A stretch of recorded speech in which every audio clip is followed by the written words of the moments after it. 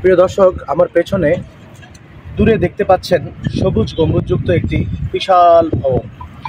এটি হচ্ছে হযরতে মাওলা আলী শের খুদা আলাইহিস সালামের সময়কার সেই দারুল ইমারাত বা গভর্নর হাউস।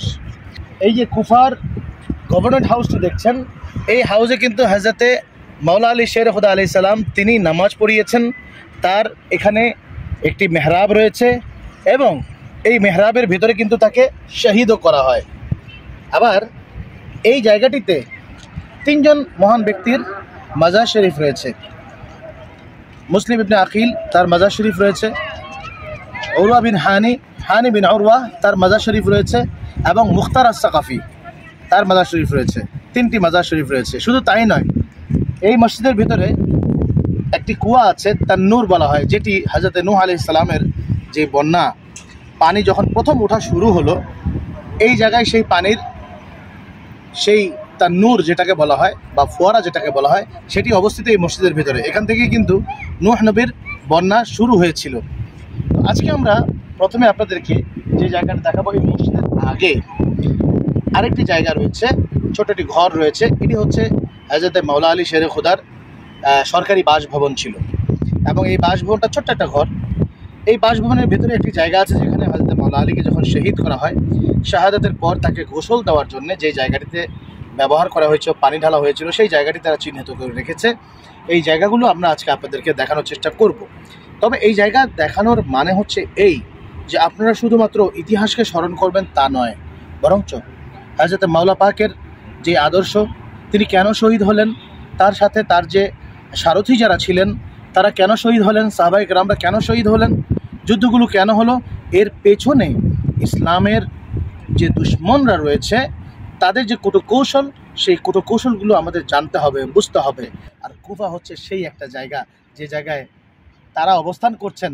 আবার এই জায়গাটিতেই হযরতে ইমাম হুসাইন আলাইহিস সালামের সাথে বেঈমানিও করা হয়েছিল। চলুন আজকে আপনাদেরকে সেই কুফার মসজিদে কুফা দেখাচ্ছি।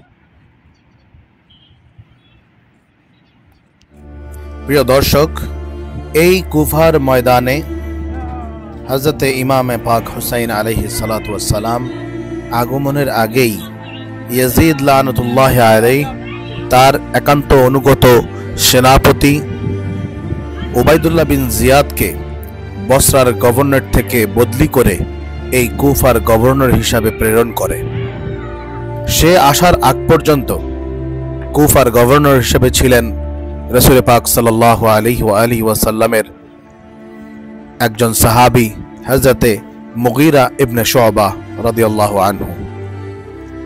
হযরতে মুগীরা ইবনে শুবা রাদিয়াল্লাহু তাআলা আনহু যদিও ইয়াজিদকে দুচক্ষে দেখতে পারতেন না, এরপরেও যেহেতু রাজনৈতিক কারণে এবং সরকারি দায়িত্বে থাকার কারণে ইয়াজিদের বিরুদ্ধে সরাসরি তিনি কথাও বলতে পারেননি, কিন্তু তিনি মনে মনে চাইছিলেন যে হযরতে ইমাম হুসাইন আলাইহিস সালাতু ওয়াস সালাম তিনি যেন এই কুফার জমিনে না আসেন, কারণ তিনি ভালো করেই জানতেন যে এই কুফার মানুষ কখনোই তাদের ওয়াদা রক্ষা করে না।